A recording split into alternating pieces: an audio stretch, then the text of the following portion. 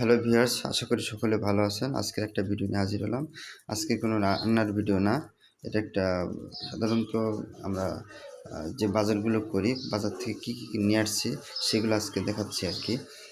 আ আপনারা কমেন্ট করে জানাবেন এগুলো কি খাবারগুলো খুব ভালো কিনা, স্বাস্থ্যসম্মত কিনা।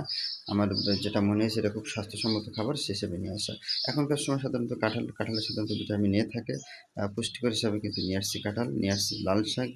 আপনারা দেখতে পাচ্ছেন ডাঁটা শাক। এই ডাঁটা শাক দিয়ে যদি আপনি যেকোনো মাছ দিয়ে রান্না করেন তো খুবই খেতে আমাদের জন্য ভালো এবং শরীরের জন্য আ খুবই ভালো। অর্থাৎ এতে আমাদের শরীরে HDL এর যে মাত্রা, যার যত এইচডিএল ক্ষমতা বেশি থাকবে, মাত্রা বেশি থাকবে, সে তত সুস্থ থাকবে। তো শাকে কিন্তু অবশ্য থাকে।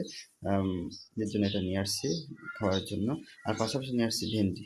ভেন্ডি কিন্তু আমাদের যেহেতু উপরের অংশ, উপরের শাক হিসাবে বা সবজি হিসেবে খাওয়া হয়, এটা কিন্তু আমাদের সাধারণত যার ডায়াবেটিসের থাকে মাত্রা, তার জন্য একটু হলে কিন্তু কাজ করে। খুবই ভালো একটা সবজি আরকি। তাই বলে নিয়মিত না, নিয়মিত খাইলে তো সবকিছু ভালো লাগে না আরকি। এরপরে দেখাবে নুপুরের মা কাঁঠাল ভেঙে দেখাবে কাঁঠালটা আসলে কি বাজার থেকে নিয়ে আসছি, এটা কি ভালো হয়েছে কিনা। এই যে এটা কাঁঠালটা কিন্তু রসালো হয়েছে, ভালো রসালো আছে ভালো। যাই হোক, এটা আমরা সাধারণত এটা দেখালাম।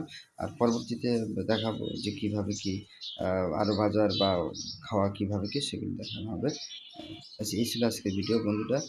আপনারা ভিডিওতে লাইক, কমেন্ট, শেয়ার করতে ভুলবেন না। সাবস্ক্রাইব করে সবসময় পাশে থাকবেন আর আমাদেরকে উৎসাহিত করবেন।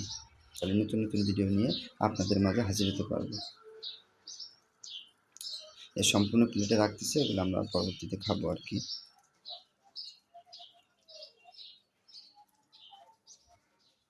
ধন্যবাদ সকলকে। পরবর্তী কোনো এক ভিডিও নিয়ে আপনাদের সাথে দেখা হচ্ছে।